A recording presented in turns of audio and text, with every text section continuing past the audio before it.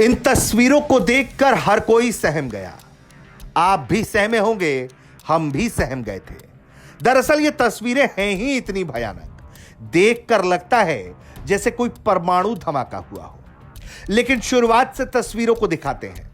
तस्वीरों में आपको पहले रॉकेट दिखाई देगा, फिर वहां कुछ धुआं उठता दिखाई देगा। अगले ही पल आग जैसी तस्वीरें सामने आती हैं और फिर धमाका होता है।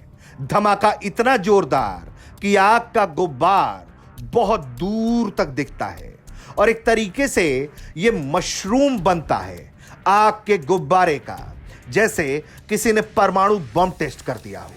लेकिन घबराने वाली बात नहीं है, क्योंकि यह तस्वीरें परमाणु टेस्टिंग की नहीं है। यह घटना जुड़ी हुई है अरबपति जेफ बेजोस की स्पेस कंपनी ब्लू ओरिजिन से, जिसे एक बड़ा झटका लग गया। और यह झटका मामूली झटका नहीं है। अमेरिका में लॉन्च से पहले ही रॉकेट में जोरदार धमाका हुआ, जिसकी तस्वीरें सोशल मीडिया पर वायरल हो गई। कंपनी ने सोशल मीडिया प्लेटफॉर्म एक्स पर एक बयान जारी किया और बताया कि हॉट फायर टेस्ट के दौरान गड़बड़ी हुई। कंपनी ने यह भी कहा कि सभी कर्मचारी सुरक्षित हैं। घटना के वक्त का वीडियो सामने आया है, जिसमें दिख रहा है कि 98 मीटर यानी कि 321 फीट ऊंचे रॉकेट के नीचे पहले धुआं निकलता है, फिर कुछ ही देर में वहां बहुत बड़ा धमाका होता है। यह धमाका अरबपति जेफ बेजोस की स्पेस कंपनी ब्लू ओरिजिन के लिए एक बड़ा झटका है। न्यू ग्लेन रॉकेट कंपनी की अंतरिक्ष योजनाओं का सबसे अहम हिस्सा माना जाता है।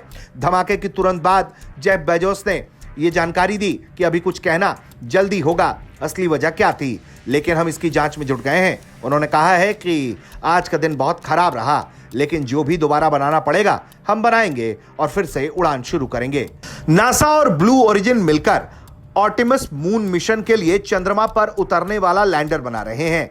जेरेड आइजैकमैन ने कहा है कि नासा को इस धमाके की जानकारी है। उन्होंने लिखा है कि अंतरिक्ष उड़ान बहुत कठिन होती है। इतने बड़े रॉकेट बनाना बेहद चुनौतीपूर्ण काम है। हम अपने साझेदारों के साथ मिलकर इस घटना की पूरी जांच करेंगे, मिशनों पर इसके असर का पता लगाएंगे और फिर से रॉकेट लॉन्च शुरू करेंगे। पिछले महीने भी ब्लू ओरिजिन का न्यू ग्लेन रॉकेट एक कम्युनिकेशन सैटेलाइट को सही ऑर्बिट में पहुंचाने में फेल हुआ था, जिसके बाद जांच शुरू हुई थी। हालांकि कंपनी रॉकेट के बूस्टर को वापस लाने और दोबारा इस्तेमाल करने में सफल रही, लेकिन बिना इंसान वाले इस मिशन में एसेट स्पेस मोबाइल का सैटेलाइट सही जगह तक नहीं पहुंच पाया था।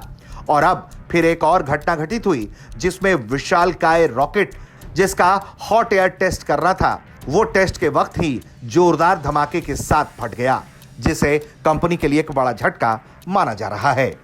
ब्यूरो रिपोर्ट, भारत तक।